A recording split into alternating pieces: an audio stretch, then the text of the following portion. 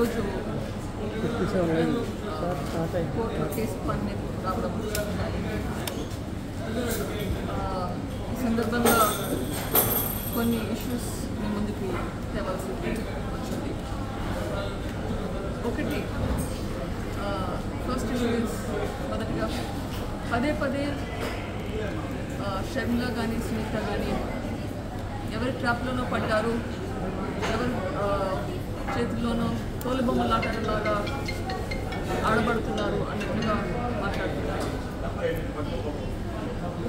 యాక్చువల్గా చూస్తే ఏం జరిగిందంటే, నాన్న చనిపోయాక, నాన్న మర్డర్ అయిపోయినాక నాతో మీరు ఆడుకున్నారు తోలుబొమ్మలాటలాగా. అప్పట్లో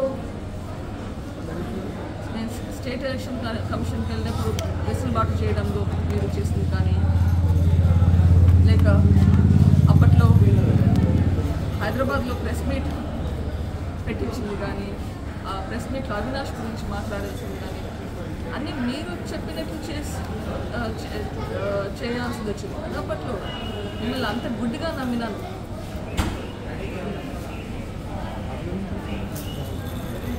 అది గ్రహించి నేను చేసిన తప్పును నేను సర్దిద్దుకునే సమయం వచ్చింది.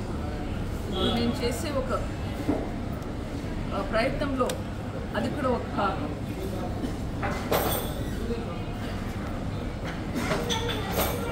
ఇప్పుడు మొన్న రవిమామ ఎమ్మెల్యే గారు, కమలాపురం ఎమ్మెల్యే గారు కూడా ఇదే మాట్లాడుతున్నారు. నేను వాళ్ళ ట్రాప్లో పడ్డానంటే,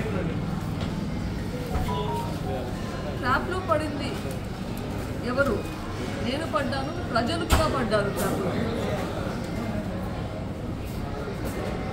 ఎవరినైనా ఒక్కసారి మోసం చేయొచ్చు, పదే పదే మోసం చేయలేదు. ప్రజలను కూడా పదే పదే మోసం చేయలేదు. ఒకసారి మోసం చేశారు. ప్రజలు కూడా తెలివైన వాళ్ళకు కూడా నిజమేంటి అని తెలుస్తుంది, గ్రహిస్తారు. వాళ్ళ మంచి కోసం, వాళ్ళ శ్రేయస్సు కోసం, వాళ్ళ పిల్లల శ్రేయస్సు కోసం ప్రజలు కళ్ళు తెరుచుకొని చూస్తారు అని నాకు నమ్మకం ఉంది. ఎందుకంటే ఇది వాళ్ళ ఫ్యూచర్కి సంబంధించింది. ప్రతిసారి మోసపోలేదు ప్రజలు. మీ ఎమోషనల్గా మాట్లాడే మాటలతోటి ప్రతిసారి అందరినీ మోసం చేయలేదు.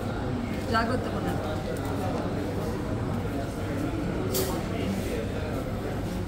హైదరాబాద్లో కానీ కడపలో కానీ నేను కొన్ని పాయింట్స్ రేస్ చేశాను. అన్నగా నాకు ఆన్సర్ చెప్పకపోయినా పర్వాలేదు, కానీ చీఫ్ మినిస్టర్గా మీకు దానికి రెస్పాన్స్ ఇవ్వాల్సిన బాధ్యత ఉంది. మళ్ళీ గుర్తు చేస్తున్నాను కొన్ని ఇష్యూస్. దేవుడికి తెలుసు, కడపలో ప్రజలందరికీ తెలుసు ఎవరు చంపారు అని చెప్పారు.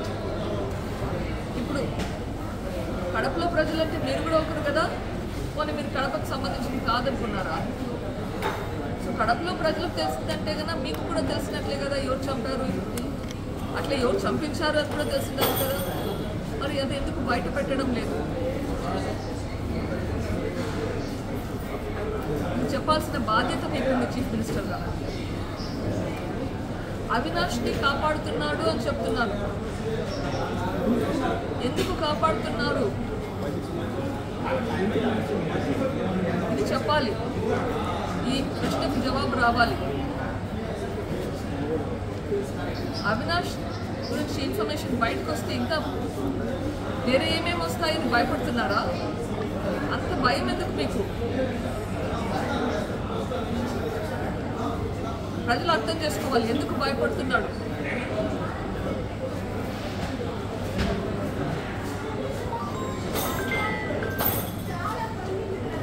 ఈ ప్రశ్నలకు చెప్పాల్సిన సమయం వచ్చింది.